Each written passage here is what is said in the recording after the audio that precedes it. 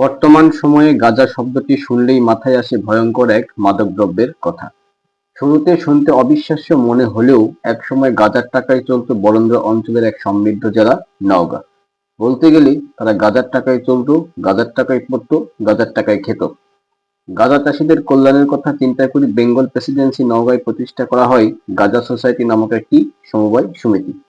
দ্বিতীয় বিশ্বযুদ্ধের সময় 1942 সালে জার্মানি বার্মা দখল করলে বার্মা থেকে চাল আমদানি বন্ধ হয়ে যায়। পক্ষান্তরে বাংলার খাদ্য ক্রয় করে বাংলার বাহিরে সৈন্যদের রসদ হিসেবে পাঠিয়ে দেওয়া হয়। অসাধু লোভী ও মুনাফাখোর ব্যবসায়ীরা খাদ্য গুদামজাত শুরু করে। এদিকে অনাবৃষ্টির ফলে বাংলায় খাদ্য উৎপাদনও হ্রাস পায়। পরিণামে বাংলায় 1943 সালে নেমে আসে ভয়াবহ এক দুর্ভিক্ষ, যা পরিচিত 50-এর মন্বন্তর নামে। বলা হয়ে থাকে 1943 সালে ভয়াবহ দুর্ভিক্ষে গাঁজা সোসাইটির টাকায় মোকাবেলা করা সম্ভব হয়েছিল পুরো অঞ্চলের দুর্ভিক্ষ। গাঁজা চাষীদের সেই সোনালী সময় এখন শুধুই অতীত। এখন গাঁজার নওগাঁ পরিচিত উত্তরবঙ্গের শস্য ভাণ্ডার হিসেবে। নওগাঁর মাঠগুলোতে বছরে চাষ হয় ইরি এবং আমন দুই জাতের ধান।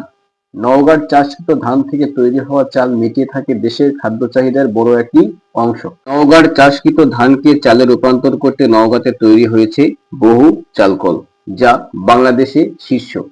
এসব চালকলগুলোতে ঘটছে বহু লোকের কর্মসংস্থান।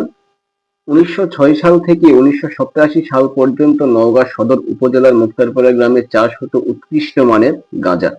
কিন্তু বর্তমান সময়ে মুক্তারপাড়া গ্রামের কৃষক চাষ করছে ধান থেকে শুরু করে নানান ধরনের সবজি।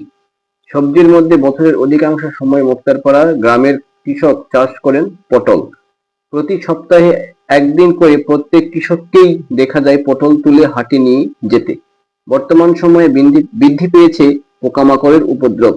পোকামাকড়ের হাত থেকে ফসলকে রক্ষা করতে ফসলে স্প্রে করতে হচ্ছে কীটনাশক, যাতে করে পটলে বসছে না পোকামাকড়ের পাশাপাশি মৌমাছি।